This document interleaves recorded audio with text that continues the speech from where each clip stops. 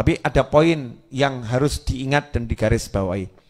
Poin yang pertama, ya, poin yang pertama, bahwasannya buku ini bukan sembarang buku, sekaligus jaminan. Nah, tidak gampang loh ya, baca buku yang jamin wali, yang jamin wali. Ini yang baca, yang mengamalkan, jadi ahli ilmu zahir wa batin. Bib kan dapatnya cuma dikit. Loh, itu dikit tapi pin, itu kunci. Nanti bisa buka ilmu-ilmu yang lain. Wabatinan. Kenapa? Karena ada orang yang ilmu zahirnya bagus, ilmu batinnya jelek. Ilmu batin itu apa? Ilmu tentang hati, ya, tentang riya, ujub, sum'ah, kibir, ya, tawadhu dan lain sebagainya. Tapi dia nggak tahu, zahirnya udah bagus, sholatnya bagus, tapi hatinya masih penuh dengan kesombongan, kibir, berbangga diri. Naudzubillah min dzalik. Dijamin ini yang belajar ini dan mengamalkannya, zahirnya bagus, batinnya juga bagus. Nah, kalau bungkusnya bagus, dalamnya juga bagus, wah itu istimewa luar biasa. Dan dijadikan min ahlil ilm, dijadikan ulama loh, ahli ilmu. Ya, fas'alu ahla dzikri in kuntum la ta'lamun. Tanyalah kepada ahli zikir kalau kalian nggak ngerti. Ahli zikir yang dimaksud siapa? Ulama yang betul-betul takut sama Allah Subhanahu wa ta'ala. Siapa itu? Ya ini orang yang paham ilmu zahir sama ilmu batin. Jadi walaupun bukunya kecil, tapi ada jaminan orang soleh di dalamnya. Carilah buku-buku yang model-model seperti ini. Bukan cuma buku yang disusun dengan retorika bahasa, tetapi kurang barokah di dalamnya. Buku ini tipis tapi full barokah. Penulisnya menjamin. Yang kedua, yang nulis anak cucu Nabi Muhammad SAW. Nah, tentu ada keberkahannya tersendiri. Kemudian yang ketiga, buku ini ringkas. Ya, buku ini ringkas. Ada pesan di situ apa? Kalau kamu mau mengajarkan ilmu pada orang awam, jangan ngasih hal-hal yang berbelit-belit, hal-hal yang berat-berat. Kasih yang mudah sesuai kebutuhan. Contoh misalnya, orang mau lewat jalan tol. Ya, jangan kamu kasih beras 10 kilo, jangan kamu kasih beras 5 ton. Yang penting adalah kartu elektronik untuk masuk tol. Betul kan ya? Kartu elektronik untuk masuk tol dan ada ininya, saldonya. Itu yang paling penting. Yang kedua, kendaraannya, bensinnya full. Bahan bakarnya full. Itu yang paling penting. Gak usah diterangkan macam-macam. Oh, di tol itu ada begini, tol ada begini, tol ada begini, tol ada begini. Itu nanti. Yang paling penting, bawa Anda nih kartu elektroniknya nih. Kamu bawa Anda, saldonya ada Anda. Itu bahan bakarnya penuh atau tidak? Simple ternyata. Oh, di tol itu yang paling penting itu. Nomor 3 apa yang penting di tol? Tahu nomor teleponnya tol.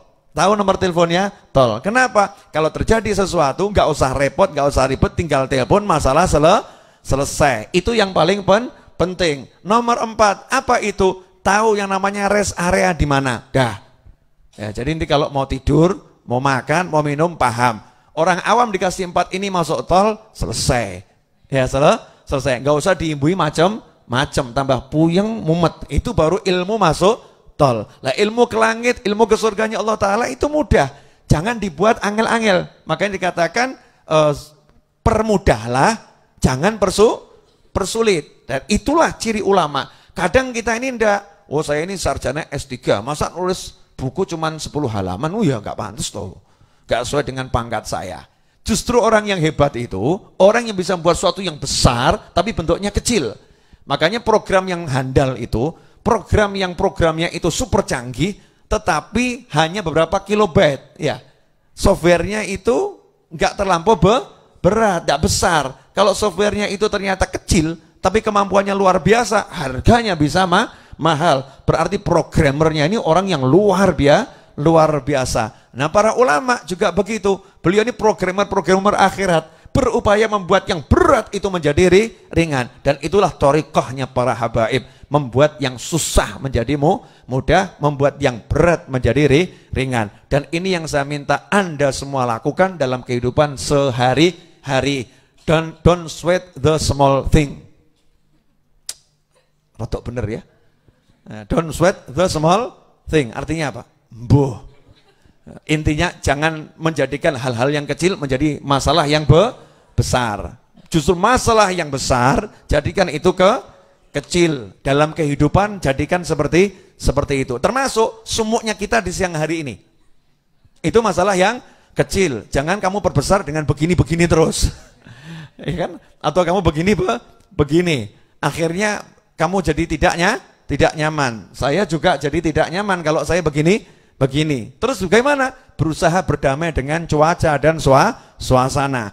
Begitulah cara kita berdakwah, begitulah cara kita menerapkan ilmu. Mudah, simple, praktis, taktis, manfaat. Ya manfaat. Makanya orang-orang soleh dulu dakwahnya diterima. Karena enggak jelimet, tidak ruwet. Asyik, menyenangkan. Itulah moto saya dalam bertorikoh. Yang penting asyik-asyik. Alias torikoh asyikiyah alawiyah. Ya, asyikiyah alawiyah. Asyikiyah itu asyik bahasa Indonesia ya. Alawiyah maksudnya ya torikoh alawiyah. Tapi semua serba mudah, tidak sulit. Makanya jangan ngomong, wah nyantri di santri weekend kurang keren. Kenapa? Bukunya tipis. Masa pelajarannya Arkanul Islam kayak anak TK. Kayak anak TK. Bangun tuh yang paling penting ngurusnya apa? Interior, eksterior, atau pondasi? Pondasi dulu. Kalau pondasi jadi mau naikkan ke berapapun bisa. Interior, eksterior tuh mudah dihias nanti. Tapi pondasinya harus benar dan baik, bagus. Kalau udah pondasinya benar, baik, bagus, maka dikembangkan jadi apapun bisa. Buku ini adalah pondasi. Nah, kalau udah menguasai buku ini, walaupun tipis, maka Anda jangan khawatir ceramah ngajar dimanapun ya minimal jadi imam. Masuk masjid lihat Anda ada imamnya pede maju, Allahu Akbar, sholatku bener, bener, nggak minder. Tapi kalau nggak punya ilmunya, nggak pantas saya, nggak layak saya. Jangan seperti itu. Memang kalau bukan di masjid, di musola, di rest area dan sebagainya gitu ya. Ini kan nggak ada imam tetapnya. Mau jamaah, maju Anda punya ilmu, jadi imam, tanggung jawab. Karena punya ilmu. Nah, nanti diserahkan sama yang lain, ruko. Ya tadi itu belahan pantat kelihatan. Na'udzubillah min dzalik, kan jadinya tambah nggak enak semua. Bacaan Al-Fatihahnya ternyata nggak bener, jadinya nggak enak semua.